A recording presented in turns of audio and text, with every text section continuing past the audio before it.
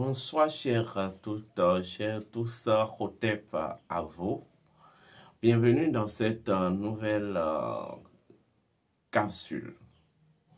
Aujourd'hui, nous allons parler d'un thème assez important, un thème assez particulier, un thème qui détermine même la nature de l'Afrique que nous sommes, que vous êtes.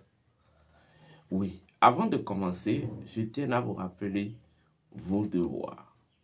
Vos devoirs, c'est de liker la vidéo. Vos devoirs, c'est de vous abonner massivement, c'est de partager la vidéo. Alors, nous allons parler de Kama en tant que débride. Oui, Kama en tant que source d'Osiris. Voici pourquoi, en tant qu'Africain, il vous est indispensable de faire des rituels. Oui, c'est de ça que nous allons parler. Avant de commencer, je tiens à ramener votre esprit, votre attention sur certaines symboliques. Bien. Lorsque nous allons dans les textes sacrés, suivez-moi très bien, il est dit, ou selon ce que j'aimerais que vous compreniez, il est dit, au commencement, dans le Nun, c'est émané Geb et Nout. Vous comprenez? Et Chou plana sur le sanctuaire d'Osiris et trouva au fin fond de ce sanctuaire le dieu Ré. Et il dit au Ré d'être, et le dieu Ré fut. Vous comprenez? Là, je viens de vous dérouler la texture cosmique ou la texture initiatique de notre univers. L'univers dans lequel nous sommes, comme j'ai coutume de vous dire, est construit sur 4 éléments. Nous avons le feu, la terre, l'eau, l'air. Et chaque élément n'est qu'un réceptacle à un principe cosmique. Lorsque vous prenez exemple le feu est le réceptacle du soleil. L'eau est le réceptacle de la lune. L'air est le réceptacle des étoiles. Et en fait, la terre est le réceptacle du sang tellurique ou du noyau de la terre. Donc, c'est la mise en fusion de ces 4 réceptacles qui génèrent ce que je vais appeler l'existence, le mouvement de la vie. Or, la création n'est qu'une expression du mouvement de la vie. Donc, la création constitue une émanation, vous voyez, de l'état fusionnel des 4 réceptacles, des 4 principes cosmiques, fondements qui constituent le fondement voilà, du système cosmique. Vous comprenez? Par là, nous comprenons que l'univers dans lequel nous sommes est un univers rituel. C'est là que le rituel a tout son sens. Et c'est quoi un rituel? Un rituel, c'est tout simplement une géométrie. C'est tout simplement un protocole d'accord. Vous voyez, entre les mondes non manifestés et le monde manifesté. Le principe premier même d'un réceptacle, c'est qu'un réceptacle est une dimension de manifestation. Et au-delà de cette dimension de manifestation porte une réalité non manifestée. Donc, je vous l'ai dit, les 4 éléments ne sont que le réceptacle à 4 principes cosmiques. Donc, le rituel, c'est donc, en fait, le feu est un réceptacle et le feu sert toujours de canal au soleil. L'eau est un réceptacle, l'eau sert toujours de canal à la lune. L'air est un réceptacle, l'air sert toujours de canal aux étoiles. La terre est un réceptacle, la terre sert toujours de canal au sang tellurique. Vous voyez? Donc, c'est ça qui constitue un rituel. Un rituel, c'est tout simplement un ensemble de mécanismes identitaires qui permet d'établir un certain équilibre entre des dimensions de non-manifestation ou d'une réalité des réalités non manifestées et des dimensions de manifestation. Vous voyez? Maintenant, c'est quoi véritablement un karma en tant que débride? D'abord, le rituel est censé permettre ou est censé nous permettre d'accomplir la magie de l'unité. La magie de l'unité signifie quoi? Ou s'énonce comment? Toutes les choses ont été toujours. Si toutes les choses ont été toujours, alors, ça veut dire quoi? Toutes les choses ont toujours eu le droit à la manifestation, à l'équilibre. Parce que s'ils ont été toujours, ça veut dire qu'ils ont toujours eu un droit à la manifestation, à l'équilibre. Donc, un rituel permet de célébrer, de cérémonialiser, de contempler le droit de toutes les choses ont été toujours à l'équilibre et à la manifestation. Vous comprenez? Alors, Kama a été toujours et demeure le cœur de notre texture universelle, le cœur de notre texture cosmique. Comme j'ai coutume de vous l'expliquer, Kama apporte aux choses l'originalité. Kama apporte aux choses l'authenticité. Kama apporte aux choses la connexion. Donc, Kama est une souche. Kama est une souche qui porte le code génétique de tous les esprits et énergies dans leur manifestation et dans leur non-manifestation. Donc, Kama est par excellence la source même qui libère tous les éléments pouvant générer un équilibre. Vous voyez? Donc, Kama de par essence est une instance d'équilibre cosmique. Vous voyez? C'est quand je prends deux enfants. Les deux enfants proviennent du même vagin, peuvent provenir du même vagin, peut ne pas avoir les mêmes âges, les mêmes identités, mais peuvent provenir du même vagin. C'est ainsi la même chose en fait. Kama, c'est le cœur de l'univers.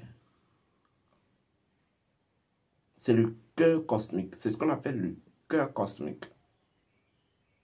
Et ce cœur cosmique va générer une réalité qu'on appelle le sang universel. Or, le sang universel porte la synthèse de toutes les entités et divinités qui ont toujours préexisté et qui ont toujours existé dans le Nil ou dans le monde. Vous comprenez? Donc, lorsque, en fait, les énergies au sein du sang universel, c'est Kama qui les donne un droit de recours à l'équilibre. Or, qui parle de rituel, parle d'équilibre. Donc, de façon symbolique, Kama est Osiris. Donc, Kama est rituel. Parce que Osiris, dans son histoire, va réunir les deux dimensions qu'il va essayer d'unir à travers, en fait, Horus. Horus est l'union des deux états d'Osiris. Osiris, le corps d'Osiris et le sang d'Osiris. Le corps d'Osiris représentant les mondes manifestés ou les dimensions manifestées, ou même dire la communauté.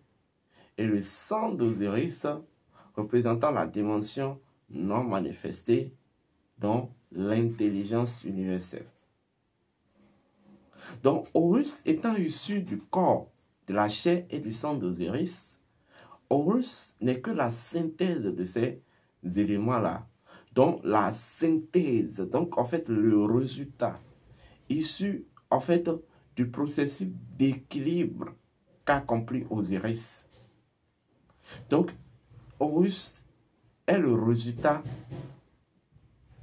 d'un rituel cosmique. C'est-à-dire d'une union, d'une unité, d'une union cosmique qui a toujours eu lieu entre l'intelligence cosmique et la mémoire cosmique. Et c'est à ça véritablement, c'est un rituel. Donc, tout ceci constitue Kama. Parce que Kama, dans sa nature, oui, dans sa nature, va porter et l'intelligence de toutes les choses ont été toujours, et l'intelligence de toutes les choses a l'essence, et l'instance où, en fait, le droit capacité de toutes les choses a l'essence. Et va, en fait, les donner ou les attribuer maintenant une consécration d'authenticité et de connexion. Donc, le mode opératoire même d'un rituel, c'est qu'un rituel est tout simplement, en fait, un mécanisme de connexion. Un mécanisme de connexion entre une dimension profonde et une dimension, en fait, manifestée. Vous voyez? Le rituel cadre forcément avec les deux.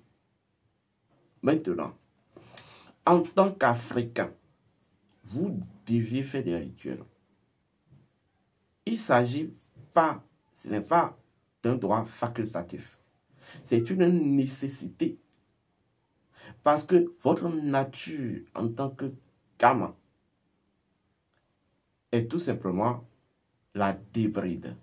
Vous êtes issu, vous portez en vous la débride. Donc l'équilibre cosmique, donc en fait le rituel.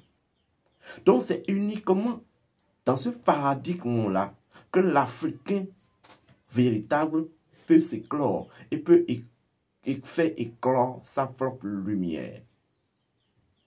Voilà pourquoi la tradition de nos ancêtres est constituée de pratiques et de rituels. Je vais encore aller plus loin. Lorsque vous prenez un rituel, elle interpelle les énergies invisibles, les énergies des profondeurs, les entités et les divinités. Et lorsque ces divinités ou ces entités sont interpellées pour interagir dans le monde physique, puisqu'ils sont interpellés dans le monde physique, ils ont besoin de réceptacles pour se sentir, pour se stabiliser, pour s'équilibrer. Vous voyez? Voilà pourquoi dans les rituels, on utilise des éléments. Sinon, lorsque vous faites un rituel sans un élément, lorsque si ces entités parviennent à répondre, ou ces esprits, ces énergies parviennent à répondre, ils vont en fait prendre votre corps et votre énergie vitale maintenant comme point de stabilité pour pouvoir interagir dans le monde dans lequel on les a appelés. Et c'est ça qui va causer plus tard des déséquilibres à certaines personnes. Donc le rituel véritable implique forcément des éléments. Des éléments symboliques représentant un principe premier précis et qui va servir de réceptacle aux énergies, aux entités qui constituent la nature du rituel et qui sont impliquées et invoquées par le rituel. Est-ce qu'on me comprend? Donc, de façon symbolique, un rituel représente aussi l'aumône. Oui, un rituel représente l'aumône. Un rituel, c'est tout simplement la sémantarie. Oui, parce que le rituel unit les énergies d'une essence et d'essence identitaire et les énergies d'essence sexuelle ou dynamique ou d'essence matérielle. Donc, les énergies encore de profondeur et en fait, les énergies, je vais dire, de dynamisme, les énergies de, voyez, de pragmatisme, que sont les énergies sectiennes ou les énergies matérielles. Donc, en tant qu'Africains, les rituels constituent le fondement de notre paradigme ou du paradigme de notre nature. Donc, vous ne pouvez que faire des rituels. Un Africain doit faire des rituels, sinon il n'est pas un Africain. Vous comprenez? Un Africain doit faire des rituels. Vous comprenez? Pour, en quelque sorte, faire travailler sa mélanine. Parce que c'est uniquement dans les rituels que la mélanine se sent éveillée ou s'éveille et se propulse. Les rituels impliquent forcément des réalités de profondeur et des réalités de surface. Oui. Des réalités de profondeur et des réalités de surface. Donc, lorsque dans un rituel, on vous demande d'utiliser une bougie, la bougie répond à un principe précis ou représente une symbolique précise et doit servir de réceptacle à une énergie appelée des profondeurs qui doit maintenant se stabiliser pour interagir dans la dimension où on l'a appelé, où on l'a fait interpeller. Je vais même vous donner le principe premier de la bougie. La bougie représente le pénis du dieu Osiris. La bougie représente le pénis du dieu Osiris. Est-ce que vous me comprenez? Voilà. Allumer une bougie, c'est tout simplement, en fait, activer l'érection du dieu Osiris. Les cires de bougie symbolisent le stem du dieu Osiris. Une bougie qui porte une flamme représente Osiris, en fait, qui irradie de par son pénis la lumière. Vous voyez? Un encens représente tout simplement l'énergie du dieu Chou. En fait, l'exposition, de façon symbolique, l'exposition des bras du dieu Chou dans le ciel. Donc, elle représente les bras, l'éveil, l'activation des bras du dieu ciel et du dieu Chou dans le ciel qui symbolise la Eka.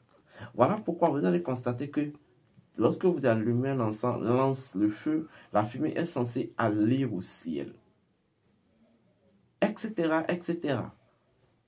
Donc, ce n'est pas le plus important, ce n'est pas d'allier